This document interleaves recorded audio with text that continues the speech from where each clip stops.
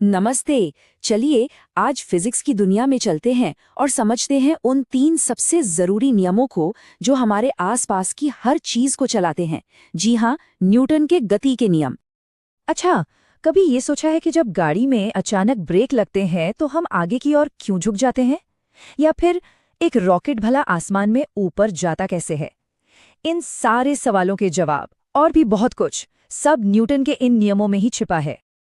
तो चलिए थोड़ा सा टाइम में पीछे चलते हैं और मिलते हैं उस जीनियस से जिसने इन सभी पहेलियों को सुलझा दिया।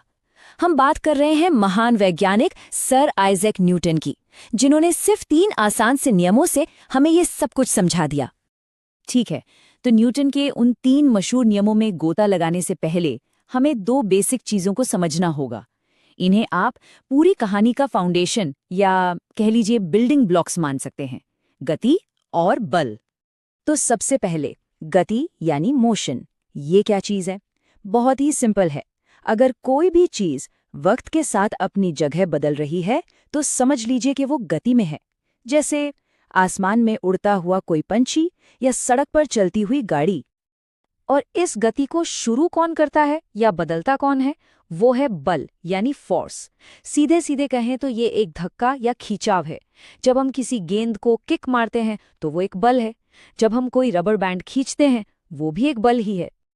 चलिए, तो अब जब बेसिक्स क्लियर हैं, हम पहले नियम के लिए पूरी तरह से तैयार हैं। इसे कहते हैं जड़त्व का नियम या लॉ ऑफ इनर्शिया। ये नियम ना असल में कहता है कि चीजें अपनी जगह से हिलना पसंद नहीं करती, मतलब वो थोड़ी आलसी होती हैं। सोचिए, एक किताब टेबल पर पड़ी है तो वो वहीं पड़ी रहेगी जब तक कोई उसे उठा ना ले। और अगर कोई चीज चल रही है, जैसे स्पेस में फेंकी गई एक बॉल, तो वो चलती ही रहेगी हमेशा जब तक कोई बाहरी फोर्स उसे रोके नहीं।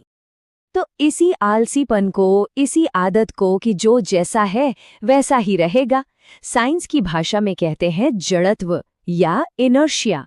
इसका सबसे बढ़िया उदाहरण है बस वाला सफर। जब बस में बैठे बैठे वो अचानक चल पड़ती है तो हमारा शरीर पीछे की तरफ जाता है ना। वो इसलिए क्योंकि हमारा शरीर तो आराम की हालत में ही रहना चाहता था। बस यही है जड़त्व। तो पहला नियम तो ये कहता है कि चीजें अपनी हालत बदलना नहीं चाहती, लेकिन अगर हमें उन्हें बदलना हो तो, मतलब किसी रुकी हुई चीज को चलाना हो या चलती हुई चीज को और तेज करना हो, तो कितना जोर लगाना पड़ेगा? इस कितना का जवाब हमें मिलता है न्यूटन के दूसरे नियम में। अब ये सुनने में थोड़ा टेक्निकल लग सकता है, लेकिन इसका सीधा सा मतलब है आप जितना ज्यादा जोर लगाएंगे किसी चीज की रफ्तार में उतना ही ज्यादा बदलाव आएगा। और ये सब एक बड़े मजेदार कॉन्सेप्ट पर टिका है जिसे हम कहते हैं संवेग या मोमेंटम। तो ये मोमेंटम क्या है? इसे ऐसे समझिए कि ये गति की ताकत है। एक बड़ा सा ट्रक जब तेज चल रहा होता है तो उसमें बहुत ज्यादा मोमेंटम होता है और इसीलिए उसे रोकना बहुत मुश्किल है। वहीं दूसरी तरफ एक साइकिल में कम मोमेंटम होता है तो उसे रोकना कहीं ज्यादा आसान है। और इसी कॉन्सेप्ट से निकलकर आता है फिजिक्स का शायद सबसे फेमस फॉर्मूला F=ma, मतलब फोर्स बराबर होता है मास गुना एक्सेलरेशन के। ये छोटा सा फॉर्मूला इतना पावरफुल इसलिए है क्योंकि ये हमें एकदम सटीक तरीके से कैलकुलेट करने की ताकत देता है कि किसी चीज की रफ्तार बदलने के लिए आखिर कितना फोर्स चाहिए होगा। इसे एक उदाहरण से समझते हैं। सोचिए, एक ही जितनी ताकत से एक टेनिस बॉल को फेंका जाए और एक भारी पत्थर को, क्या होगा? जाहिर सी बात है, टेनिस बॉल ज्यादा तेजी से और ज्यादा दूर जाएगी। क्यों? क्योंकि उसका मास यानी वजन बहुत कम है। तो सीधा सा हिसाब है, जितना कम मास उतनी ज्यादा रफ्तार। और अब बारी है आखिरी लेकिन शायद सबसे दिलचस्प नियम की। ये नियम हमें बताता है कि इस यूनिवर्स में कोई भी फोर्स अकेला नहीं होता, वो हमेशा जोड़ियों में आते हैं। ये तो वो नियम है जिसे हम सब अपनी जिंदगी में हर पल महसूस करते हैं। हर एक्शन का एक बराबर और उल्टा रिएक्शन होता है। जब हम किसी दीवार को धक्का देते हैं तो हमें ऐसा लगता है कि सिर्फ हम जोर लगा रहे हैं, पर सच ये है कि दीवार भी ठीक उतनी ही ताकत से हमें वापस धक्का दे रही होती है। चलने का ही उदाहरण ले लीजिए। जब हम चलते हैं तो हमारा पैर जमीन को पीछे की ओर धकेलता है, ये हुआ एक्शन। इसके जवाब में जमीन हमारे पैर को आगे की ओर धकेलती है, ये हुआ रिएक्शन। और इसी रिएक्शन की वजह से हम आगे बढ़ पाते हैं।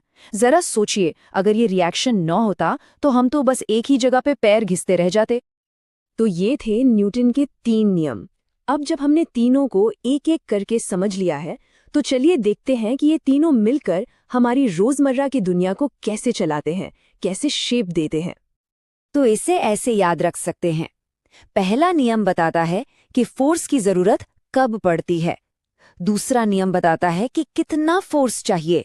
और तीसरा नियम हमें याद दिलाता है कि फोर्स हमेशा जोड़ियों में काम करते हैं। अब देखिए, ये नियम हर जगह हैं। कार की सीट बेल्ट पहले नियम यानी इनर्शिया का बेहतरीन उदाहरण है, जो हमें आगे जाने से रोकती है। जब कोई फुटबॉलर गेंद को किक मारता है तो वो असल में दूसरे नियम F=ma का इस्तेमाल कर रहा होता है। और एक रॉकेट का लॉन्च, वो तो तीसरे नियम का टेक्स्ट बुक एग्जाम्पल है। रॉकेट जोर से गैस नीचे फेंकता है, जो एक्शन है, और गैस उसे ऊपर धकेलती है, जो रिएक्शन है। तो चलिए सब कुछ 1 मिनट में दोहराते हैं। पहला नियम इनर्शिया, यानी चीजें अपनी हालत नहीं बदलना चाहती। दूसरा नियम F=ma, यानी ज्यादा जोर ज्यादा रफ्तार।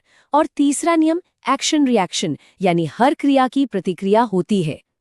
और अब जाते जाते एक सवाल, जरा सोच कर देखिए, अगर इन 3 नियमों में से सिर्फ कोई भी एक नियम अचानक काम करना बंद कर दे, तो हमारी दुनिया कैसी होगी? क्या हम चल पाएंगे? क्या चीजें अपनी जगह पर रहेंगी? ये नियम सिर्फ फिजिक्स की किताबों में लिखे कुछ शब्द नहीं हैं। ये वो कानून हैं जिन पर हमारा पूरा का पूरा ब्रह्मांड टिका हुआ है।